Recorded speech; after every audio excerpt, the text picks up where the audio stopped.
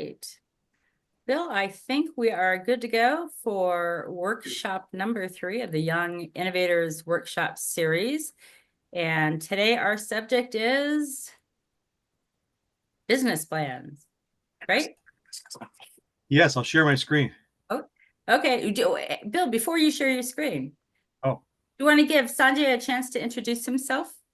yeah, Sanjay, tell us a little bit about yourself. What kind of things you're doing in the entrepreneurial world, and who you are, and what makes you tick.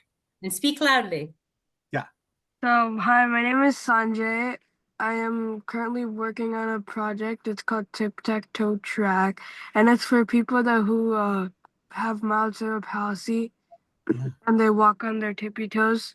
So, yeah. Very cool. What prompted you to work on that problem? So my brother has this problem, and he really falls a lot. And when he's playing sports, since he falls a lot, he gets hurt or the clothes get dirty. Oh, yikes. So, yeah. And have you had any success with it so far?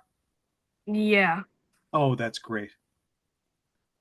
Well, what a great thing to be able to do for your brother and for other people in the same situation. That's fantastic.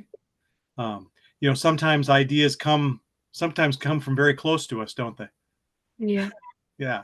Well, that's great. You saw a problem and you went after it. That's really tremendous. Congratulations. Cool. Do we have anything else? Anybody else, Julie? I don't see anybody else on my screen. No one's on yet, so go ahead and get started, Bill, and then we'll let him in, and we can introduce him in between if you want to. Yeah, we can do that. All right. So this week, this is the third segment in our 6-week series. This one is about creating a solid business plan. And as I thought about this, I was torn because my idea of building a solid business plan is not building one at all, but they are important, and they do serve a purpose. So we'll talk about that purpose so that you don't accidentally spend too much time at the wrong time on something that might not help you quite as much. So we'll rewind a little bit to last week just to make sure that everybody's on the same page. Last week we talked about how to identify the best ideas using primary and secondary research, and really how to get good at it, which is practice. And the old saying is practice makes perfect. And a friend of mine in a similar role as I have said that actually he preferred practice makes permanent, because you're never perfect. You're always getting better throughout your life. But if you practice something, it makes it much easier to do it, and it becomes something that becomes a habit. So practice makes permanent when it comes to the techniques of especially primary research, which is important because learning from customers is that primary research, and being able to get comfortable interviewing people and talking with them about their problems, and getting really good at listening and understanding what they mean when they tell you things is something that doesn't happen overnight, but it's really fun and exciting. And once you start doing it, you'll want to keep doing it, because talking to customers and learning from them and getting those new epiphanies, those new ideas is really exciting. Then we talked about how to validate the best ideas, rank them, test low fidelity prototypes with your customer, and allow that early adopter customer to design with you. And again, that's a lot of that primary research. And then iterate quickly and pivot agilely. Don't keep trying to do something when the customer's saying no. One of my sayings is that if the customer says no, believe them and let them help you. So, Samuel, you got the same frog as last week. Good to see you again. I love that frog. Can you quick introduce yourself? Give 30 seconds, introduce yourself and what you're doing in the entrepreneurial world. Hi, I'm Alex Samuel. I'm Sam, and I'm grade 7. I've been learning a lot about business. Like, I took this course called Kidpreneur, and I've also joined the gift a lot of times. And yeah, I'm very excited to be here. Cool. Well, thank you so much for coming. Appreciate you coming back again. You can put yourself back on mute, and then there'll be plenty of opportunity for participation coming up. Wanted to put this one up here. This is, I just want to make sure everyone knows where they are. We started with the week 1 with kind of having the innovators mindset, Then we moved into how to identify business opportunities last week, and now we're in the realm of the business plan. I was going to use a pirate accent and a pirate voice here, but I thought that'd probably be terrible, so I'll do everyone the service of not. But I did practice a little bit; it just wasn't working out very well. So this week we're going to talk about business plans. What are they? What comes before you do a business plan? How much time to spend on building one, and great tools to get you there. But before we get a little bit too far ahead of ourselves, let's be honest about where we are in our entrepreneurial venture. Are we currently in a learning mode or an execution mode? Steve Blank, who is a well-known entrepreneur guru, he was a professor. I think he still is a professor at the University of California, Berkeley, and he's got lots of great quotable quotes. Go ahead and look him up, Steve Blank, Blank. But not now, but later. He talked about the difference between a startup and a company, and they're different. You'll hear people say, "Yeah, I run a startup company," and the answer in my mind when someone says that is no, you don't, because they're different things. A startup, as Steve defines it, is a temporary organization, and that temporary organization is tasked with discovering a scalable and repeatable business model around some sort of idea. Then a company, though, once you have the business model, then a company's role is simply to execute on that business model and then to improve it over time. So understanding where you are helps you to identify which activities you should be doing. You don't start a company. You always start up in startup mode, because you have to learn before you build a company. Unless you're punching into a franchise or something like that, where someone's already done the work for you, you start in startup mode. And in startup mode, you don't have a business plan yet. So don't waste a lot of time trying to write up a business plan when you first have an idea, or you see a problem in the world and you say, "Hey, I want to go out and understand that better." So a business plan, once we get to one, it's a detailed kind of map of how you believe that you'll successfully execute on your business model. As we said, that's what a company does. It executes. It does the thing the business model says to do, including production, marketing, sales, so on and so forth. All the types of things that get done in a company. So what is a business model? What's a business model? You hear people say business model a lot, and I think a lot of people don't really understand what business model is. It's just the thing that they say on the TV news, but it is that scalable, repeatable design for the sustainable delivery of value to customers. So it is what you have arrived at as successful for turning your idea into something that a customer can consume and actually solve their problem and is willing to pay for. Keep in mind, paying for isn't always money. Sometimes it's time or trading something for you. So, as some of you probably know, I mean, any entrepreneurial effort doesn't always revolve around money. It may revolve around other things that are valuable. But business plans are upstream, or business models are upstream from your business plan. There's something that you want to work on before a business plan, but it actually starts even upstream from that. Where does it start? Well, a great place to start when you have an idea, or when you first identify a problem in the world. And in week one, we talked about this, how to look at the world in terms of problems, instead of, in terms of like solutions. Let's see. Simon had a question here real quick. Thank you, Simon. Is there a data point that people can use to understand when they have moved from a startup to a company? Yes. Once we get to the business model canvas, once you're able to fill out the business model canvas confidently, then it's time to take that business model and turn it into a business plan. We'll get there in just a couple of minutes. Thank you, Simon.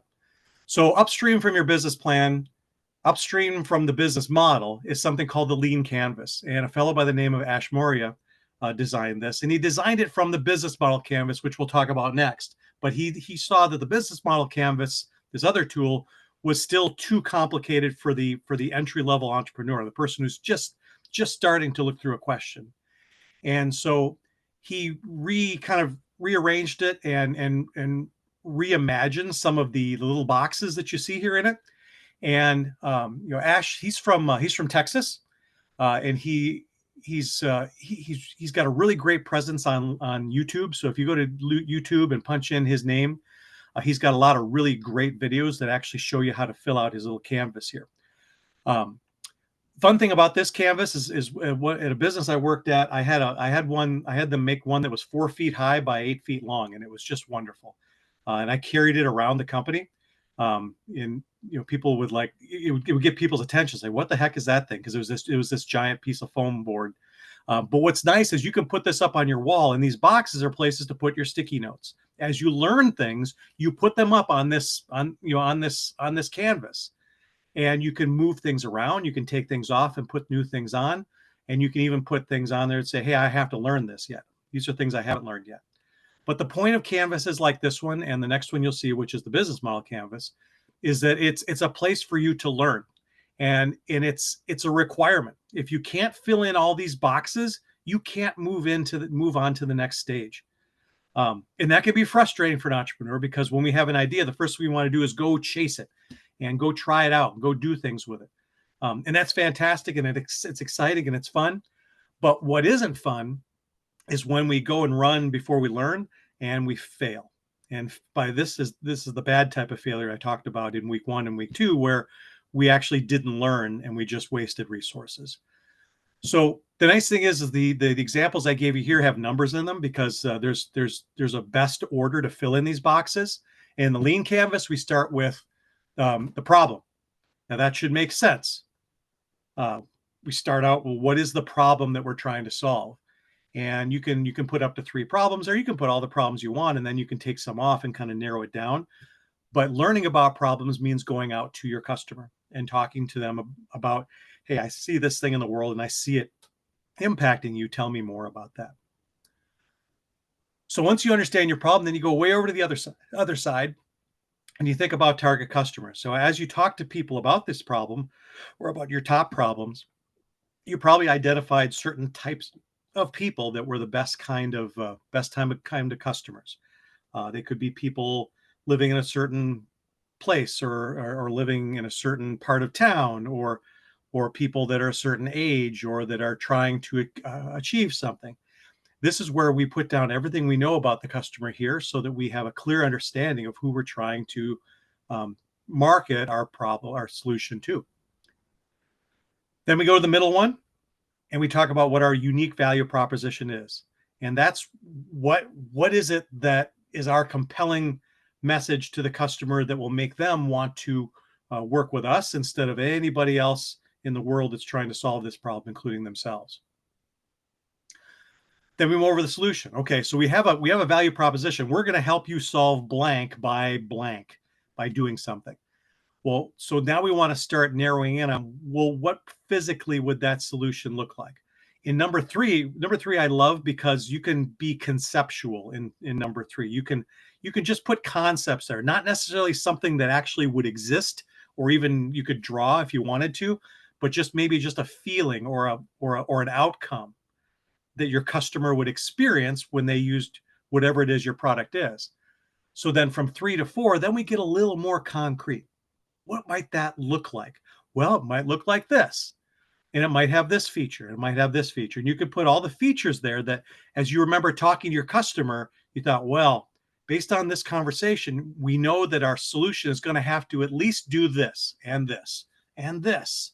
And you may have a lot of features there, but it's really important to narrow it down. The reason they say 3 features there is because if you have too many features, you can spend a lot of time trying to create features that customers may not need.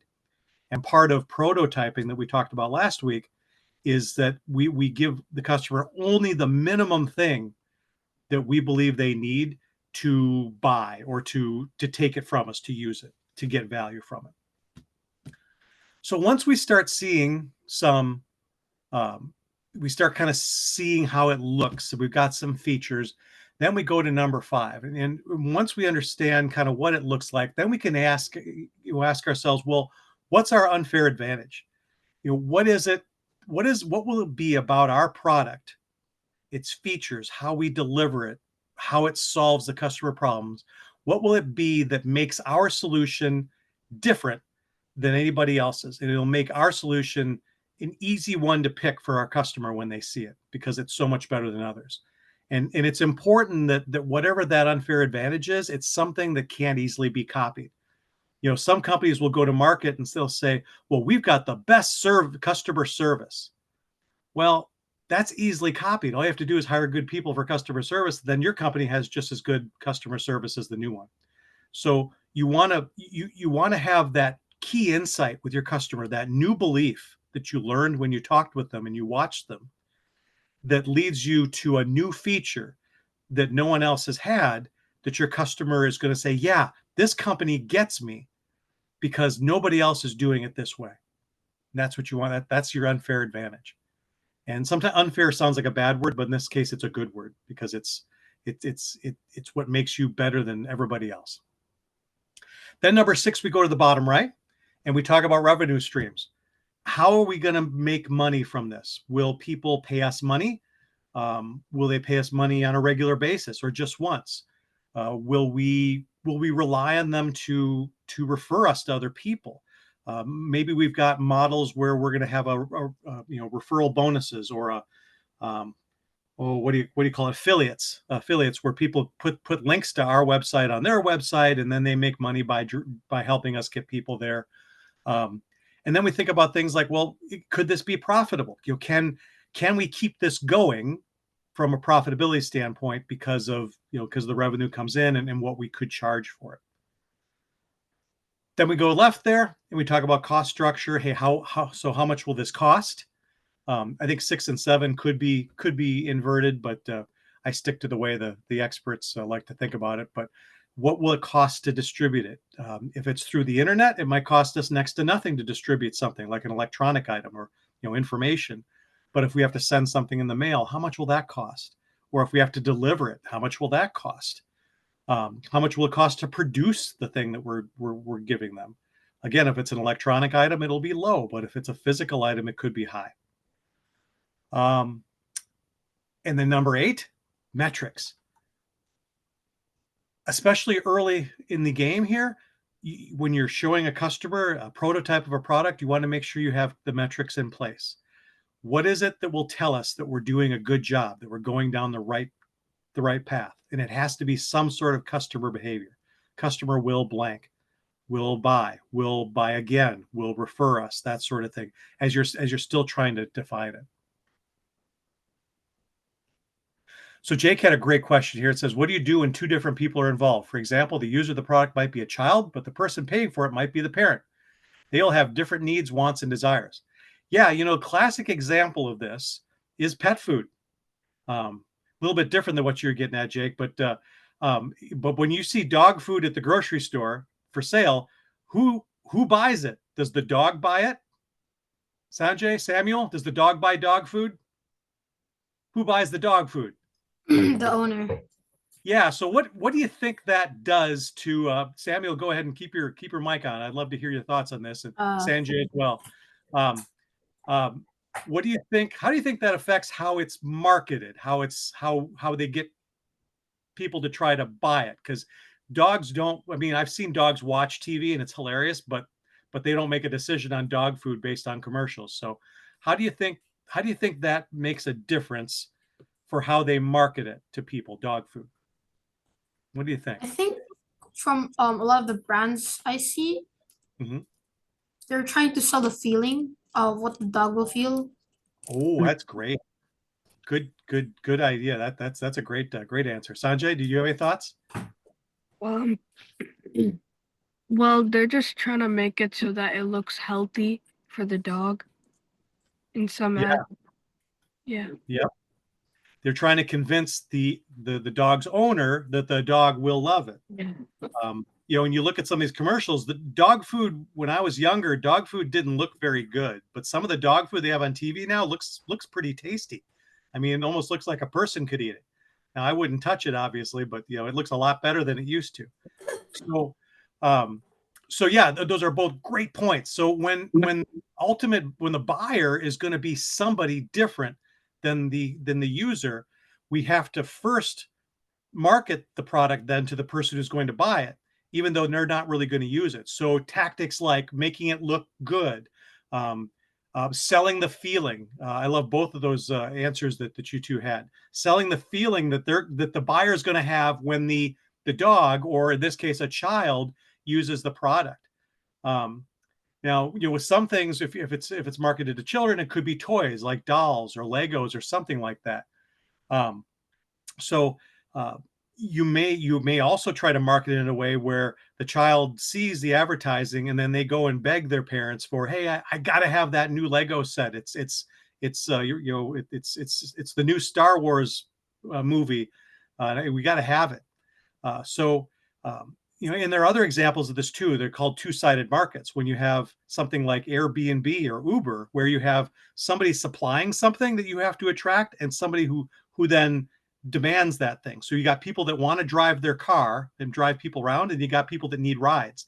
How do you bring those people together? And so that's another challenging way too. And it's just a different type of business model. So these are all really great questions. That come up, and they're important questions to ask at this point. Like who is buying the product? Is the person I'm trying to help buying the product, or is it going to be somebody else? Simon had a question too. You're still at the idea stage with the lean canvas. Can you put your validation data into key metrics? A number of people signed up, pre-orders. Exactly. Those are great metrics at the early stage. When you still don't have a product, but you just put a picture of it on a website and see how many people ask to buy it, that is a really great key metric. How many people give us a credit card number to be on a waiting list? Those are really, really great metrics. The metrics you want to avoid are how many people say that they're going to buy it. Because I think we talked about this before, but a lot of people will say they like the thing that you have, but when you actually get to the point of asking for money, they'll say, well, I don't know, maybe not. And then you can be very disappointed. So it's really important to ask for something of value early on, because that's the only way you'll know. The final one here is channels. These are your paths to customers. Are you going to be delivering your product digitally? Are you going to be going to the people in person and delivering a personal service of some kind? Will you be working through other people, employees, or through affiliates of some kind? Will you be doing mail order? Are you going to be Amazon? You're going to work through a retail store or something like that. So it's important to know what those paths are, and then think about what are the challenges of those paths. And the address where I got this particular version of the Lean Canvas is down at the bottom there, Lean Foundry. But definitely spend some time on Ash Maurya's site and have a look at this. So finally, the business model canvas. So once you fill out the Lean Canvas and you're very confident in it, then you have a validated product at that point. You've got a product that people want, but you don't necessarily have the business created around it to make it sustainable. You may have a few customers that you're able to drum up online or in person, but you haven't scaled it yet. You haven't built the things that you need to build to serve 100 customers or 1,000 instead of 10. 10 you can serve very easily. In fact, I have entire businesses of my own that I never did scale up. I just built them to serve 10 at a time because I knew there would never be more than 10 customers at a time, but it runs itself by itself, so I don't have to worry about it. But not all businesses are like that. You may need to be able to scale up. You need to have a website that can handle more users. You need to have a system that actually ships products. You may need to have employees and funding, a loan or something to get started. So all these things will go into the business model canvas now, and I'll take you through that one real quick. And this one's numbered as well. Strategizer is where this comes from, and this was Alex Osterwalder, and I've actually met him. I was real excited. I met him in San Francisco one time. I think he thought I was stalking him, but I just wanted to invite him to dinner. He's a great person. And the business model canvas here was actually part of his PhD thesis in college. And it's a PhD thesis that has changed the world. Not many people can say that. When you split up this particular canvas, you'll see it looks just like the Lean Canvas that Ash came up with. Ash just took this one and he just made it a little bit upstream, made it a little bit more for the idea validation stage. On the left side are sort of the execution pieces, but on the right side are more the value creation pieces. And this is where you definitely pull together what it is of value that you're going to have. And then the left side, you're going to talk about how you're going to execute it. So on the right, similar to Ash, you've got customer segments now. You've got specifically who are the different types of people, why do they buy, how do they want to buy, everything you know about them, so that you can design your larger scale business now around how they consume value. If your customer doesn't download apps on their phone, you don't want your delivery to be on an app on their phone. That would make sense. So number 2 is your value proposition. Again, similar to Ashmoria's piece there.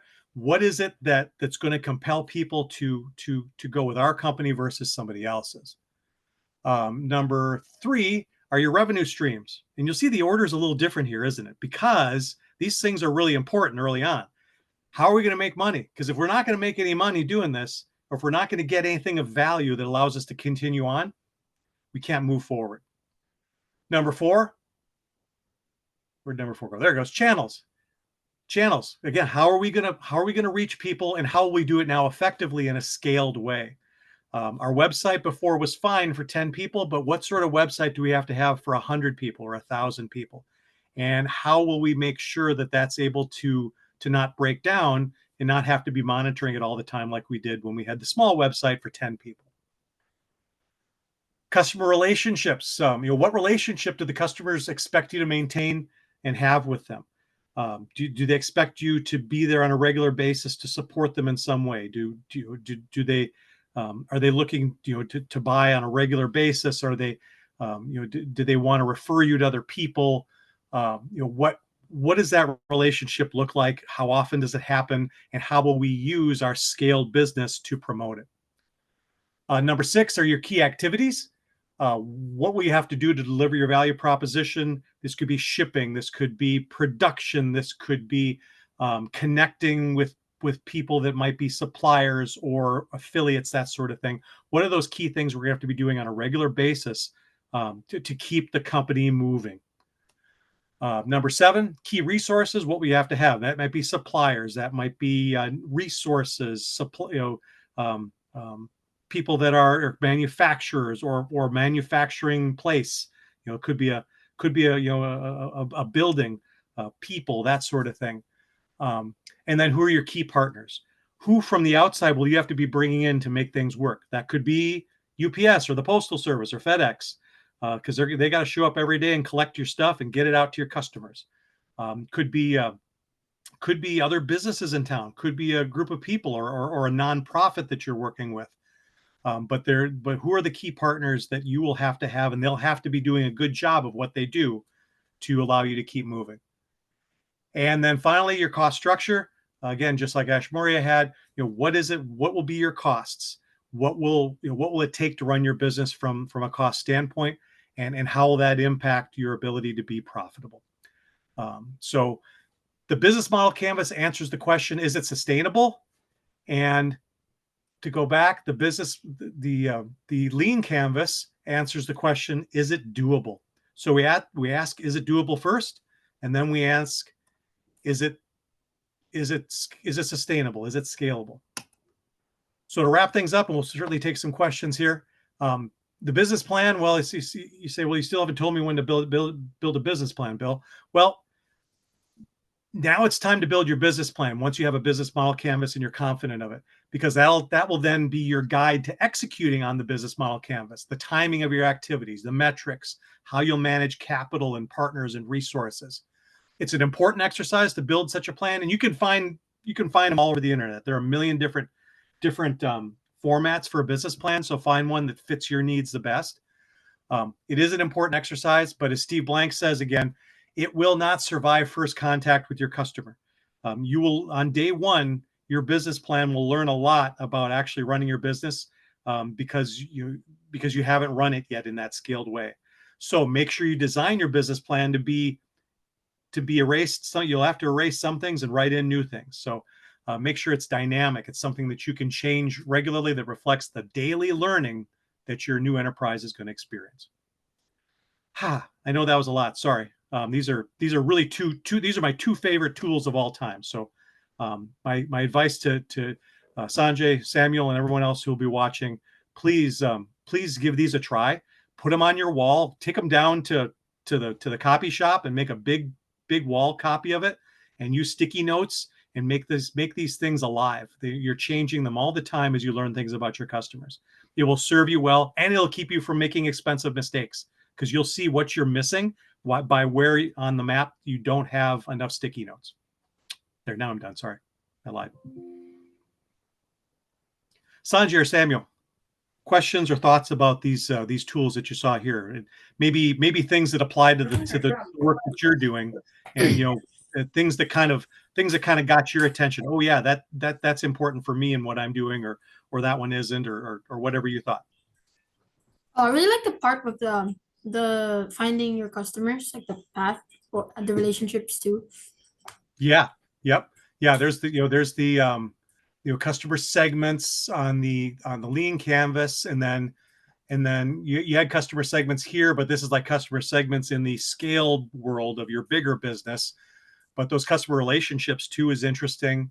And then the value proposition. Why are they going to buy from me? Why are they going to work with me?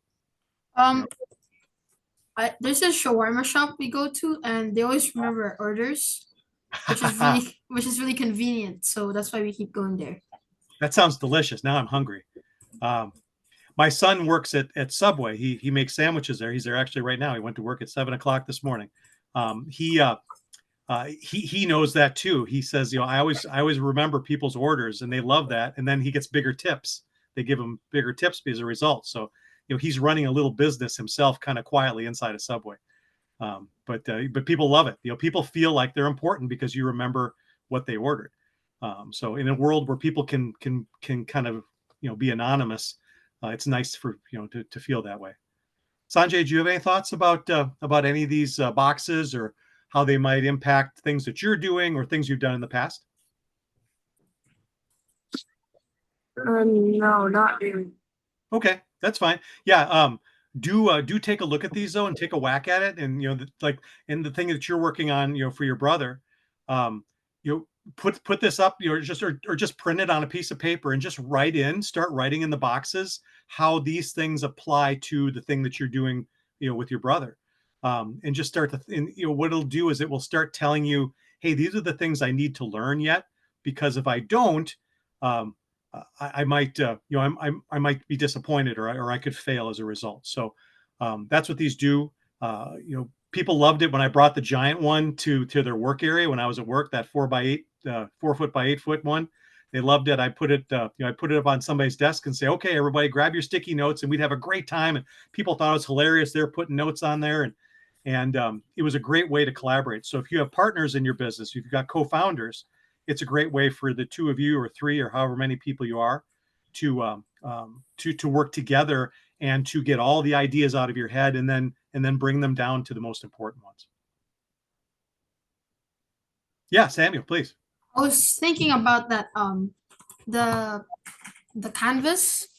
Yeah. I was wondering if you can tattoo it on yourself, but like where? I would ask your parents first. I mean, of course that, but the second question would be where, because it's kind of it's a lot of stuff on it. Well, you yeah, see it. Don't tattoo it where you can't see it. Where the sun don't shine is in a good place. Yeah. What if I just put them in like segments, and so one will be here, two will be here. I was thinking, well, a temporary tattoo, you can get those printed. You could put a temporary tattoo on your stomach, and then you could put it on. You could put notes on your stomach. So I think that's the best idea I've heard all day. Tattooing the business model canvas, or the lean canvas on yourself. Maybe it's your new company. You'll have an employee who'll be willing to let you do that for a little extra pay. Yeah, so these are really great tools. They're fun to use. That's the thing, and anybody can use them. You don't have to be an adult. You can be a young person. You can be new to entrepreneurship. You can be experienced. This helps everybody. It works every time it's tried. So no one has ever done one of these and said that was worthless. They always walk away and say that's the best thing we've done this week, and it was really important, and it's going to save us a lot of time. So, and risk. I'm excited about this, Bill, because we have that new program that we're Invent Future Global that we're taking to a nonprofit status. So we're kind of reinventing it. And I think this is a great exercise for the board to go through. And before we get too far down the road, we might as well, right? It's quick. It's non-binding. I mean, we could still have conversations. But it allows everyone to get everything out of their head in all these key areas, and then it gives us the opportunity to question what we know and what we may need to learn that may present a risk. Also on the call today, we've got Simon Crispin. He's from the United Kingdom, and he actually he heads up a kind of an accelerator called 12 Ronnies that helps people of all ages sorry, my brain's not working now all of a sudden, but to validate ideas and then help them all the way through to executing on them as well. Simon, you want to introduce yourself real quick? Yeah, thank you, Bill. Yeah, hello everybody. I like your sweater. I'm based in the UK, so it's sort of afternoon for me here. And yet, really to follow on from what Bill's saying, my organization, 12 Ronnies, we help people start businesses. So we're all about the early stage. And these canvases that Bill's been showing are core to everything we do. So at the idea stage, this lean canvas is superb because it's just a really good starting point to get people to understand where do you start from. So it's all about the problem and how can you find customers that want you to solve that problem. So I absolutely love it. And then moving on to the business model canvas, in my day, which is a long time ago when we first started setting up businesses, we used to write these really long business plans, and they were very complicated in these long Word documents, and you had to go and find things, and they really weren't that useful. They were just there to almost just to show off that you had a plan, and sometimes you'd write them if you had to take them to the bank manager because you needed you needed a loan or something like that, but they weren't really workable.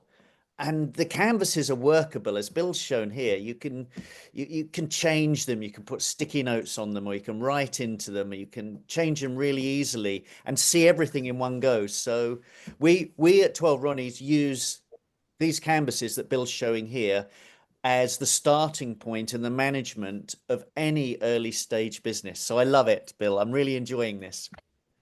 Thank you so much, Simon. Thanks for joining us. And the website is 12ronnies.com. So 12ronnies.com. There's some great resources there just for free as well, and great stuff to look at for entrepreneurs of any kind and any stage. Actually, Bill, I will follow up with one thing on the website. I've just put it into the chat. Oh, good. Thank you. If people want to go to the website and you look around, there's a red button which is in the middle of the site, which is our startup quiz, and that's a really good starting point for people to understand where they are in the really early stage of their business. They take, I think there's about 10 simple questions. They take a quiz, and then it feeds them back with you're at the idea stage and you need to do this next, or you're at the business planning stage and you need to do this next, and it gives you sort of various options. So it's a very easy way to get an understanding of where you are and what you need to do next. And it's the red button on the 12ronnies.com site. Excellent. Thank you. Julie, I think we're probably at our limit here. I think so too, and I appreciate everybody coming today. I appreciate your support with this bill and the 12 Ronnies. And next week we're doing securing funds and resources, which is very exciting to me, and I have a lot to learn in that area. So I will be here for sure, and I hope you will join us too. Thank you, and have a wonderful day or evening wherever you are.